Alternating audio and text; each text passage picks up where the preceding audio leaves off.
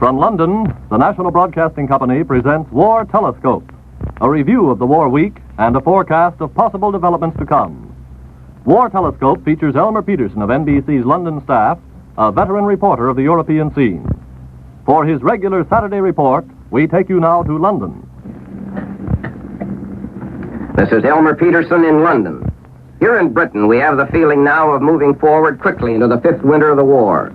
The blackouts grow longer, more intense. By day, London emerges at its old, durable self, cold and dismal at times, but always solid and enduring despite its wartime scars. But nighttime is something else again. There are times now when darkness closes in upon us so tightly that life seems to lose all shape and substance. It's not pleasant, all this, but it has its compensations. For this is going to be a different sort of winter, and the British are moving into it with confidence and hope.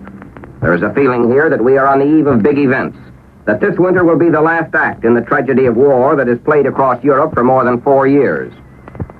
A feeling that this is the winter for which we have been waiting here, a winter of great demands on courage and sacrifice, but also a winter from which we will emerge with victory either won or so nearly won that only the finishing touches will be needed. You can find all shades of optimism on this point here in Britain now. You can talk to military experts who, mindful of all that may yet happen to interfere with victory, nevertheless are confident the war will be over by next spring. You can find people who have their hopes under such tight control that they grimly expect the war in Europe to go on for another year at least.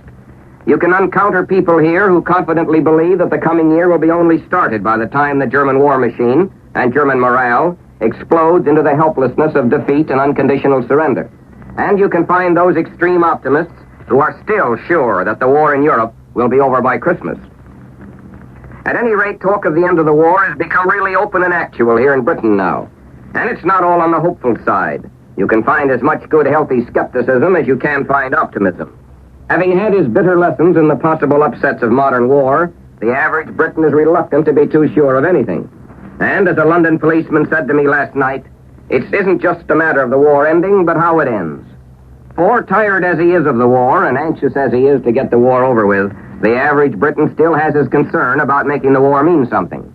The political twists and turns in Italy still leave a question mark in the minds of many people here. And yet the question, will the war end soon, is being considered. It's something that runs like a bright thread now through all the daily cloth of conversation. You can hear it in homes, offices, factories, and pubs. Each new development is being weighed against this question. President Roosevelt's announcement that agreement has been reached in Moscow, that the conference at Moscow has been a tremendous success, is an example of this. Some people here find it hard to believe, for the reason that they've heard so much about the difficult problems involved in agreement with Russia. But it's pointed out that success is a fairly relative thing, that much depends on how much you expected to come out of the conference, that much depends on how you share in the results to be announced. However, by and large, Mr. Roosevelt's optimistic view is being accepted here at face value. For the average Britisher, the mere fact of general agreement with Russia is tremendously important. It's something he has been waiting for, hoping for, something that brings into focus his great admiration for the achievements of the Russian armies. And so the British people, starting the fifth winter of the war, have now reached an important stage in their war effort as a group and as individuals. This island has become a thing of high voltage, an island being packed full of potential hitting power. What you sense here now is the manner in which years of preparation are bearing fruit, how events are building up to the final effort. Today, the British people read and hear of gloom and despair in Germany, of fatigue and strain in Germany, of Russian armies sweeping forward on a 1,000-mile front, of German cities breaking under an avalanche of bombs, of preparations for days when Allied air power will smash at Germany from several directions at once. And living here in Britain, you find yourself with an absorbing interest now in what the British people are thinking. What about their own morale as the war in Europe turns into the home stretch? Why do they feel that the end of the war is in sight now? Are the new hopes here merely responsive to blaring headlines, or does it go deeper than that? Well, one answer would be that the British people realize in their own way that modern war is much more than soldiers and planes and guns. There are all the imponderable elements that go to make up effective defense or effective attack, all the things that can't be predicted in advance. The British have had their own experience with these things. They appreciate that modern war is a complicated interplay of civilian and military endeavor. At present, the British are being reminded every day that Germany still has several hundred divisions in the field, that German frontline morale is still good, that the Germans may still produce some remarkable surprises in the way of new and effective weapons. But having been part of a home front that did hold fast, the average Britisher has had a deep interest for a long time now in the German home front. He's been waiting for some positive evidence that the German home front is cracking, and he feels that he's now getting the sort of evidence he can accept. If the average Briton now believes that anything can happen soon in Germany, it's because he knows that Germany's divisions are no good if the home front blows up. And for one reason or another, he now expects that big things are going to happen soon on that German home front. But one thing is emphasized here in conversation everywhere, that the only real way of demoralizing the German home front is through military defeat, through military pressure. That Germany is going to break up inside in direct proportion to the extent of the military pressure put against her. At the moment, with the Red Armies rolling forward, with the results of Allied air attack ever more apparent, Germany is under that pressure. How soon Germany can be defeated depends, therefore, on how far that pressure can be increased and whether it can be sustained. It's a matter of gaining a certain momentum in victory and holding it. The disappointment here over the slow progress in Italy comes from a feeling that if things had moved faster in Italy, we might have had an entirely different situation in the Balkans now. Fortunately, as one views the matter from here, this military pressure against Germany will be increased, is being increased, and will be sustained. For the simple reason that the possible rewards now are too immense to let the opportunity slip by, to give Germany a chance to recover. The Russian strategy in this respect is fairly obvious. Anglo-American strategy is not too obvious at the moment, and for good reason. The Russians have less facilities, after all, for exploiting the psychological advantages of great secrecy. The British and Americans are using the element of secrecy, just as it was used in the invasion of North Africa a year ago. And what the British people appreciate behind their complaints is that a line has to be drawn between the dangers of starting something that may fail and starting something sure to succeed. And there can no longer be any question but what this has been discussed and agreed upon at the Moscow conference. And so one answer here in Britain to the question of when the war in Europe is going to end is this. It's going to end in a matter of weeks after the final Allied strategy, as agreed upon at Moscow, is put into operation. The ingredients of this final strategy will include a complete new tactical air force operating from Britain. It will include a two-way bombing of Germany.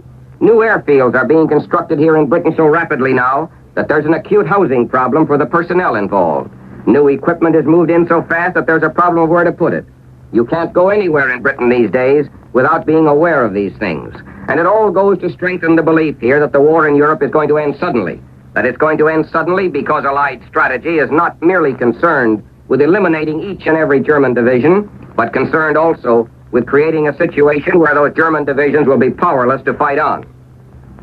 There's the matter of German transport, as example, and the coming air campaign to further dislocate Germany's supply lines, not least in the Balkans, where rail transport facilities are meager and uncertain. German war production will be hit still harder, but the developing strategy of Allied air power also is going to be to prevent German war supplies from reaching the front.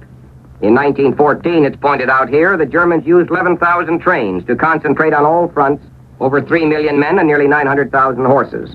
Today, we have to count on motorized transport as well as railways, but the principle is the same. The final revelation of Allied superiority in the air is going to be the complete messing up of the making and transport of German supplies, both civilian and military. How long can the German people keep taking it? You can hear that question asked everywhere in Britain these days. You can hear people talking about it in the pubs. You can hear American soldiers arguing about it. You can read long articles in British newspapers about it. And it's well confirmed here that the German people are now sunk into an almost unbelievable apathy, especially in the bombed areas. That millions of Germans have reached the stage of not caring much about anything. Moreover, the German people are starved for pleasure, for some escape from the realities of war. Even here in Britain, it's obvious how the strain of war develops a search for pleasure. For the Germans, this desire for simple enjoyment of life is something that tears relentlessly at them now. And there are dozens of other demoralizing factors at work now in Germany. Also, there are more and more reports of moves in Germany to supplant the Nazi regime with a military government as the first step toward peace. Today, I saw a copy of a letter written by a German Gauleiter to his district leaders. A letter warning his district leaders that a move is on foot to overthrow Hitler, and warning that any such move would lead to civil war in Germany. A letter dated in September and vouched for here as true. And there's nothing unusual about evidence like this, that there are people in Germany who now want to get rid of Hitler. But it's also recognized here in London that the Nazi Party still has command, that it will have command as long as the German armies are intact in the field and obedient to Hitler's orders. Where the breakup in Germany must come is through military defeat, which will force the German generals to clash with the Nazi Party. That's why the continuing success of the Russian drive and new manifestations of Anglo-American military strategy are being watched so eagerly here. The German people, from all accounts, will react to new leadership, but they must get that leadership. By a process of elimination, therefore, there's a tendency here in London now to concentrate attention on the German army. The Nazi Party will try to hang on to the bitter end. That's obvious. The German people, without any machinery for expression of popular feeling, as they had in the last war, can only wait and endure. It's up to the German army leaders to make the decisive move. And this is where the Nazis face a double problem within their own domain. They're working desperately to control the German people through endless propaganda meetings, through new disciplinary measures. But they must also control the morale of the German army in the face of coming defeats. And the German army has been developing its own contra-propaganda on this point. Some months ago in Sweden, I was told by Swedish travelers from Germany that German soldiers from the Russian front showed every evidence of having been secretly indoctrinated with anti-Nazi propaganda. These soldiers had one stubborn idea, that failure was not the fault of the army, but of the Nazi Party. They were being coached to believe that the Allied air attacks on German cities, the sufferings of their families and friends at home, was the fault of the Nazis. In other words, the German army leaders have been carrying on their own propaganda campaign, preparing the German soldier to turn against the Nazis when the time comes. It's the basis of the German army's preparations to salvage itself in the face of inevitable defeat. And it raises the question here of how far we are prepared to accept anything like this. A question we have a right to assume that has been talked over at length at the Moscow conference.